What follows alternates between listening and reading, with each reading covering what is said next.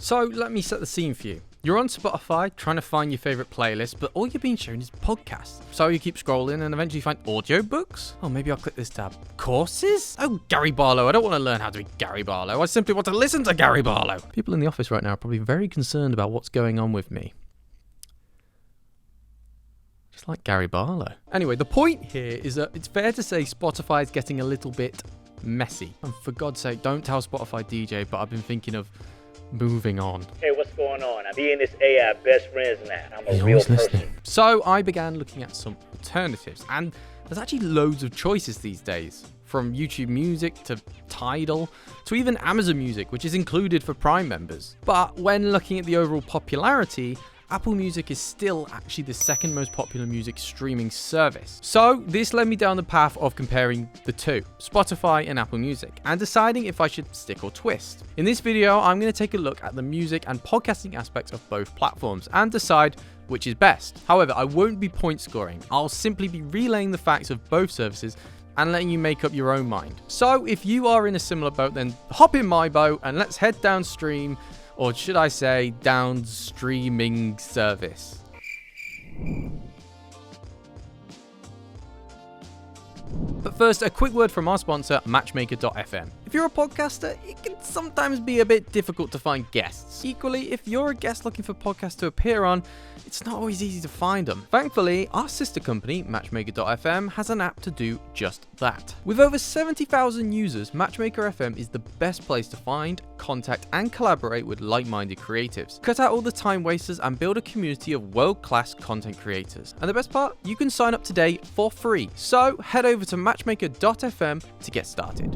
Part 1. Similarities.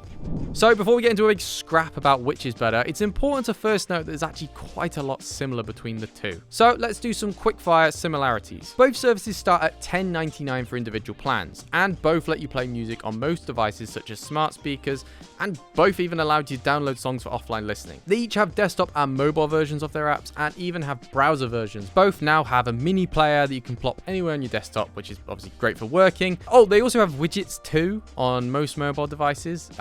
But on iOS they are largely terrible. Apple Music boasts more songs, but both have over 10 million, and you'd probably struggle to find something on one that's not on the other, so I'm just going to class this as a similarity. Don't come at me, alright? Because I'll probably cry. Apple Music also has a playlist thing called Essentials, which is essentially the most popular and best tracks from a certain artist.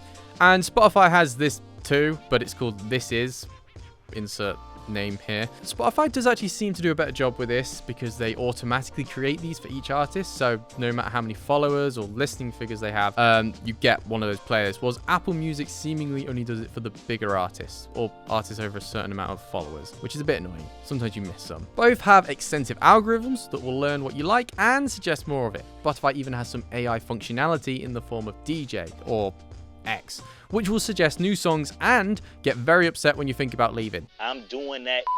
I don't care. Both have podcasts available for free, but on Spotify you'll find them amongst your music library. On Apple, you'll need a separate app, Apple Podcasts. Both platforms also have social features, allowing for some collaboration with friends, but features do vary, so I'll go into this more later. They both also have roundups at the end of the year, which basically just give you some like listening figures that you've had. Spotify's one, Spotify Wrapped, is the thing that clogs up your Instagram feed once a year, with Brenda telling you how much she's listened to Fall Out Boy. Yeah, it's extremely popular. People love this feature.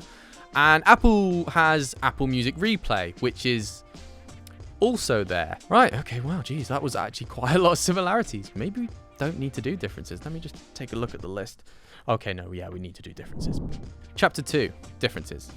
Now, this might seem incredible to long-time followers of this, but Apple now has the cheaper family plan at $16.99, while Spotify's recently went up to $17.99. But Spotify does have a duo plan, which is essentially just for two people, so great for couples, and that's $14.99. Spotify also has a free tier, which is free, but you have to listen to ads. Apple doesn't have a free tier, but it has free trials, and so does Spotify. Like I said before, Apple has a separate app for podcasts, and within this app it has custom chapter artwork, custom show art, cast lists, and even subscriptions for the shows you love. Don't know why I said it like that. Love. Spotify, on the other hand, has this sort of all-in-one app experience, but it's lacking in a few features that you'll find on Apple Podcasts. It does have Q&As for podcasts and also now video podcasts. Now, this is a big one. Apple Music has support for lossless audio and can stream in high res. Spotify does not have this option, but has been promising hi-fi for years now. This point alone could be a deal breaker for some of you who simply want the best audio, and Apple Music is hands down the best here. Now, on both, you can follow artists, but on Apple, this is done automatically when you like an artist's song. On Spotify, you need to manually find them and follow them. I see benefits to both of these sort of approaches because you might not want to follow them if you just liked one song, but on the other hand, it is a bit annoying having to follow them manually. Something cool that Spotify has is Spotify Connect, which essentially allows you to transfer whatever's playing on your Spotify to another device with complete ease. You can also control one device from another. Apple Music, on the other hand, can work with most devices, but mostly relies on Apple AirPlay for casting. So you can ask your Google speaker, for instance, to play Apple Music, but you can't stream directly from your phone. So a bit annoying. Spotify, on the other hand, can do both. Another really cool thing Spotify does is it shows data such as how many listens a song has had next to the individual song, but this is only on their desktop app. For DJs, this is a great way of scouting out artists' most popular songs and just seeing what maybe your audience would want to hear. However, if you're into karaoke, then Apple Music has Apple Music Sing, which is essentially karaoke built into the app. Some songs are optimized better than others, but it's really cool. It essentially lowers vocals in a song, so you can only hear the backing music like on a karaoke machine. Spotify does have lyrics, which is obviously similar, but it doesn't lower the song, so you've got to sing over Mariah Carey. Apple Music does have radio though, where you can listen to real radio stations like Heart and Capital in the UK, but not everything is there. There's no BBC stations. However, it is way better than what Spotify has to offer, which is essentially glorified playlists called radio for some reason. Apple Music also has integration with its elderly parent iTunes. Remember iTunes? All the tracks you bought on there back in the day can still be listened to, and you can even still import tracks from CDs or MP3 files. You can listen to local files on Spotify, but I haven't tested this in a long time and I forgot to before this video, so I don't know how well it works. It's probably fine. Another very important point is that generally Apple Music does pay more royalties to its artists than Spotify. It's still probably not enough, and you can look into this more if you want to sort of see in more detail about how much they actually do pay, but there's no denying that Spotify pays an absolutely pitiful amount to the people who carry its platform, let's be honest. Finally, the biggest difference is probably Apple's ecosystem. Now, if you're an Apple user or just into your tech, you're probably already aware that if you have multiple Apple devices, they all just sort of work well together, like a fun group of ants.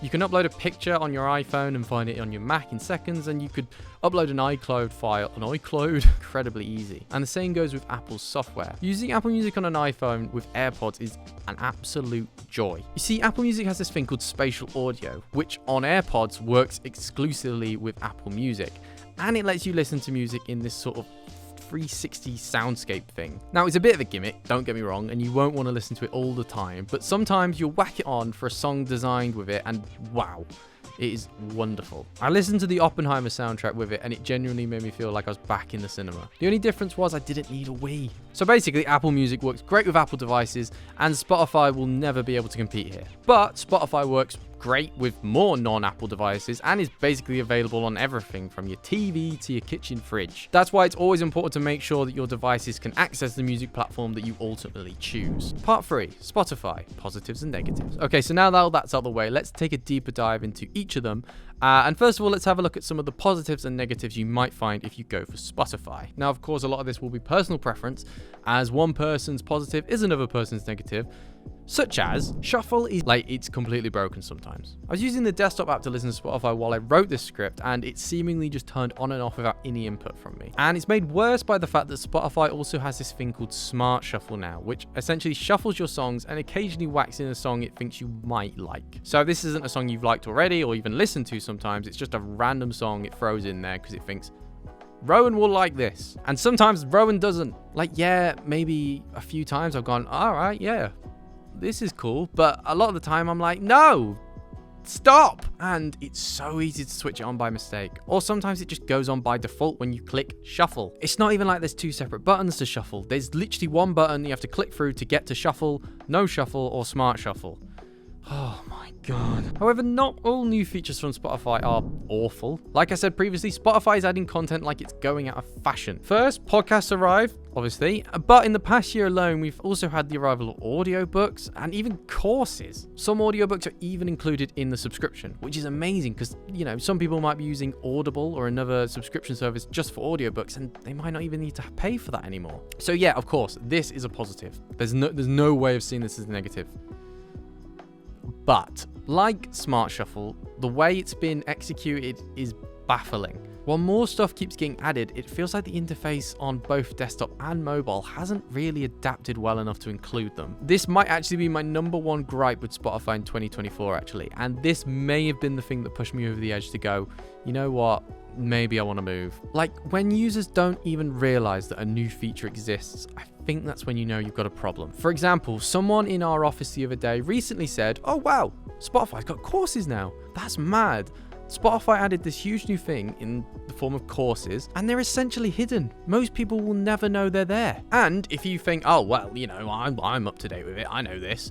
Have you heard of events? Yep, basically, Spotify now has a gig tracking app built in, making it easy to see events from the artists you follow. This is amazing. This is so cool. I wanted this for ages. I don't need to have like a crappy gig tracking app anymore, but did I know it existed until I started making this video? No! And this is what I mean. This is all positive stuff in a way, yes, but it's too much in this current layout. I don't know half of it's there, and the stuff that is there is just a mess. As well as this, music seems to be such a low priority for Spotify these days. The homepage is made up of mainly recommendations for podcasts, with the stuff you actually want to listen to, like your playlist, relegated to a tiny section at the top, or maybe just thrown in here and there. Luckily, you can now create folders and filters to organize things a bit better, so your library might be clean. But there's no getting away from the fact that those that just want music will be getting severely overwhelmed. And that's not even me. I want to listen to podcasts and music, and even the odd audiobook. But I mean, look at this. I just went onto Spotify and this is my homepage. Not a single music suggestion. All podcasts and audiobooks. And yes, this will change throughout the day, but there should never be a circumstance where this is the case. It should always be a fair split. And actually, even when you go into your library, sometimes you'll find random stuff you did not put there. I've never once listened to The Rest is Entertainment, and I don't want to. So leave me alone, Richard Osman. I do actually like Richard Osman though. Maybe I'll give it a listen. They're in my head. They've done it. But here's where I'm conflicted, because there is some nice things about Spotify's interface, don't get me wrong. For starters, it's really easy to search through your like songs and genres. Creating and managing playlists is really simple, and searching for stuff is an absolute dream. There isn't a bright mode, but everything is bright and large, making certain actions easy to attach muscle memory to. So what is actually the solution to this messiness?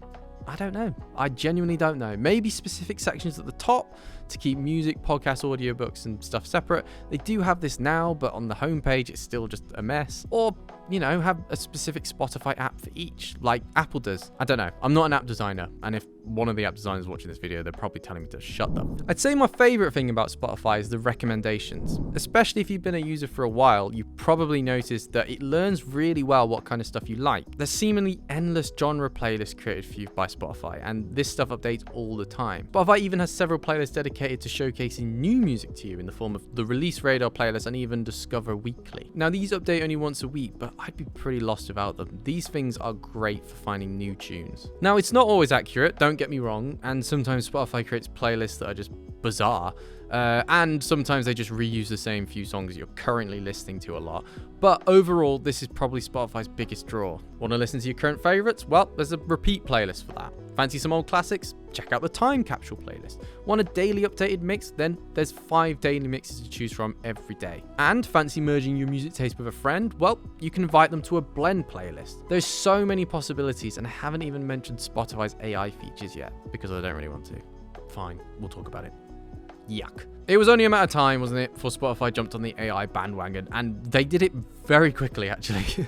Spotify DJ is an AI that theoretically should be Spotify's take on radio. It uses its already very clever algorithm and plays songs you like and songs you might like. It talks to you like an actual DJ, and it will even throw in random facts about artists in between songs, as well as some other tidbits. He even changes what he plays based on the time of day. Yeah, it's clever stuff. But as a radio replacement? No. As a playlist alternative?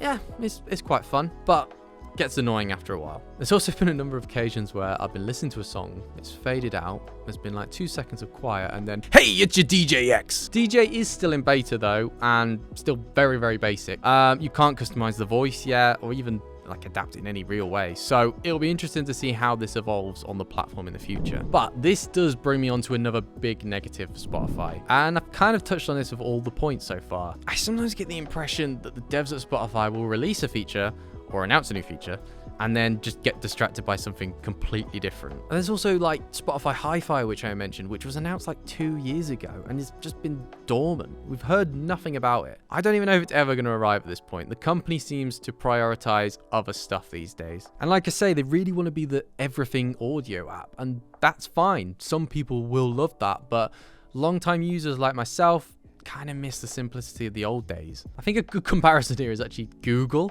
And their approach to new stuff. Regularly, Google will release something exciting, such as Stadia. Remember that? Only to pull the plug and forget about it months or years later. This same sort of approach can be seen at Spotify. And I don't even think it's the devs' fault. I'm sure they start one thing, get really excited about it, and then some new trendy thing comes along and the people in charge go, do this. And then they move all their attention to that, and then they're excited about that, and then the people in charge come, hey, do this. Obviously, this is completely theoretical though. I have zero evidence to back this up. It's just the vibe I get. Finally, the last great positive with Spotify is the social aspect. And I've already mentioned this being able to like blend playlists with friends, but there's so much more you can do. You can sync your contacts and Facebook, making it really easy to find friends from the offset. And once you do, you can see what people are listening to and even easily share playlists with people. And there's this new thing called Jam, where you can start a jam and nearby people can take turns in choosing a song. This is a godsend on car journeys where in the past, the dude with the aux cable can choose the jams. For the love of God, Barry, no more futuristic synth wave. Basically, Spotify is now the closest thing to a music social media platform, and if that's what you want, great. It's also true that Spotify is the most popular platform going, so it's likely that most of your friends will already be there. Part 4, Apple, positives and negatives. So the first positive of Apple Music comes off the back of my biggest complaint with Spotify, and that is the UI. Apple Music is undoubtedly less messy. Now, I know a lot of people that really don't like Apple's UI. They think it's sort of boring and confusing, but I actually think it's quite nice. I like the simplicity of it all. It's not really a fair test to compare it to Spotify, I guess, because Apple Music has just music, so there's less to clog up the space. But even so, it's extremely easy to navigate, and managing your library is really easy. There's also a light and a dark mode, but the overall UI does feel a bit less fun than Spotify, and slightly smaller. Everything's a bit smaller. The desktop app is also quite dated looking in its layout, and it's still very reminiscent of its iTunes days. Over on Apple Podcasts, on the other hand, the layout is pretty much identical to Apple Music, and that is clean and simple to use, and I really like Apple Podcasts. It just gets everything right. At the top, you have your podcast episodes, and unlike Spotify, it doesn't randomly throw in random shows you couldn't give a shit about. There's also specific covers for each episode, meaning they stand out nicely. And on both music and podcast, the audio player is also really nicely laid out. I mentioned earlier about the karaoke mode on Apple Music. Well, podcast has automatic captions, so you can read along and grab quotes easier if you like doing stuff like that. It's really nice stuff, and overall, Apple has a much more polished feel to it, I think, than Spotify. However, if you want audiobooks, you will need another app for that, and that is Apple Books. This as an app is fine. It's kind of cool. I use it just to track books that I read as physical books. You can do that if you want. But there's also audiobooks and ebooks similar to like Kindle. There's a subscription model as well, and this is not included with Apple Music. So, you know, Spotify is probably the better value for money there. However, something Apple does have over Spotify is a dedicated classical space. This is an app devoted solely to classical music. You might think this is a bit odd, but it does actually make sense. Streaming, by definition, attaches a piece of music to an artist, but classical music isn't always defined by just the songs. Different pieces of music can stretch out across multiple songs and composers, and sometimes different composers even perform different versions with different orchestras. Look, you can probably tell from the way I'm describing it, I am no classical music boffin. But for those who are, Spotify simply cannot match this. The social aspect of Apple Music is also handled in a sort of confusing way. You can follow friends like Spotify, but it's quite hard to find those friends. And you can't sync anything other than your contacts, so if you don't have them in your contacts, it's quite hard to find them. I don't have any friends that use Apple Music, so ultimately, this was a bit of a waste of time for me to test, but away from the friend activity, there isn't as much buzz around Apple Music's presence in general. I've gone through how much Spotify Wrapped is a huge deal each year, with everyone sharing their listening figures. It's an event, and I can't help but feel sorry each year for the Apple people sharing their replays, just hoping that someone gives a shit. It's just not the same, guys. It should be. I'm with you, it should be, but it isn't. My main gripe with Apple Music is probably the lack of integration with other devices. Famously, Apple devices don't work well with others, but this is really where Apple needs to forget about this, because Apple Music is used on other devices. Like I said, on Spotify, I can connect to virtually any speaker and TV with no problems. With Apple Music, I'm constantly having to check if it's available. Of course, this is intentional on Apple's part, because Apple Music works best on Apple devices, so of course they want you to use an Apple device. If it worked on an Amazon Echo just as well as the HomePod, they wouldn't sell any HomePods, because it's the HomePod. It's annoying, but it's the ecosystem-driven society we live in, unfortunately. So I think the biggest difference between the two, after sort of analysing it, comes down to one thing, really. It's not the music choice, because they both pretty much have the same stuff, and it's not podcast, because they both have offerings of those, and it's not even audiobooks, because they both have ways of listening to audiobooks, albeit Spotify's is better value. Overall then, I think the biggest difference here is how they present those things. Spotify is this all-in-one mega audio app, similar to what I guess Elon's doing over at X. The aim is to be the one-stop shop for everything audio related. You will only ever need one app, one subscription, one account to do everything in the audio sphere. And yeah, for some people, that is the dream. And I'll admit that I do quite like that. I like that idea of only having to pay for one thing. Apple, on the other hand, have taken a very different approach in this area, and they keep all of their audio offerings separate. This does mean that your data doesn't sync as well, so you're not going to get your podcast listening data mixed in with your replay at the end of the year, but it's much neater. And to be honest, I don't know if either option is better, really. It's entirely down to personal preference. And of course, there's the little aspects as well, like Apple Music sounding better and Spotify having better social features, but overall I think it does kind of come down to which approach you prefer from the two. So, with that in mind, will I be sticking with Spotify, or will I twist to Apple? Well, after using both for a little while, I've ultimately decided to stick with Spotify. Why? Well, as much as the UI does annoy me daily, Apple Music's limited playlist varieties and lack of social features was kind of the deal breaker. Plus, and this is a very niche thing, I do understand, I use a lot of like smart speakers and I don't use any HomePods. And I really do use the feature a lot where I'll just connect to a speaker from Spotify and I'm off. It's great. I love it. And not being able to do that on Apple Music was genuinely a bit of a gut-wrenching thing for me, because I was like, oh, okay, I think I found my deal breaker. And there's also just like really basic stuff, like I have a Google TV and that doesn't have the Apple Music app. Their replay feature, as I mentioned, just isn't as fun. And Spotify just knows me after 8 years. It knows what I like, and the thought of having to build that up again on Apple is kind of daunting. In fact, I've not used Apple Music since iTunes, so every time I've been going on there and looking at like the recommended playlist stuff, it's just giving me stuff I listened to 8 years ago, which is kind of cool, but I can see that getting boring after a while. On Spotify, all of my songs are there with the dates I discovered them, all the playlists I've made over the years. It's kind of like a warm hug. However, this does beg the question, will I ever move? Has Spotify got me for life, even though I'm falling out of love with it? I don't think so. For example, switching over my playlist or like songs is actually now quite easy with the likes of SongShift. It's an app that basically allows you to transfer from one music service to another. If you'd like to hear how I did it, actually, let me know in the comments and I'll do a quick tutorial. But there's even a rumor that Apple is developing a way for people to do this in-app with help from SongShift. So we'll update you on that in the future too. Plus, Apple Music isn't the only option out there. It's just one that I've looked at during this video. So technically, I could have a look at Prime Music. I already have that for free and I've never touched it. And YouTube Music is becoming increasingly popular due to its connections with YouTube and the merge with Google Podcasts. So yeah, I'm not done like browsing just yet. I completely understand those who watch this video and decided to switch though. I ran a survey in our office and 100% of the people I surveyed use Spotify. 28% said they use another service as well as Spotify, and 21% said that service was Apple Music.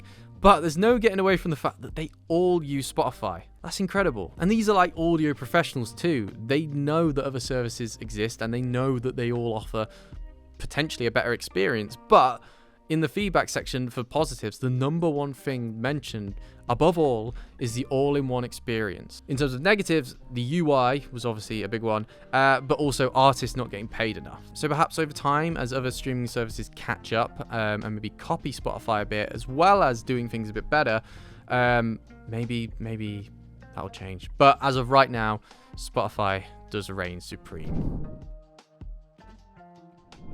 Okay, well, that was a big one. As always, if you enjoyed this video, please do make sure to click like, subscribe, and ring the bell. Really does help out. And as always, thank you very much for watching. And yeah, we'll see you in the next one. Bye-bye.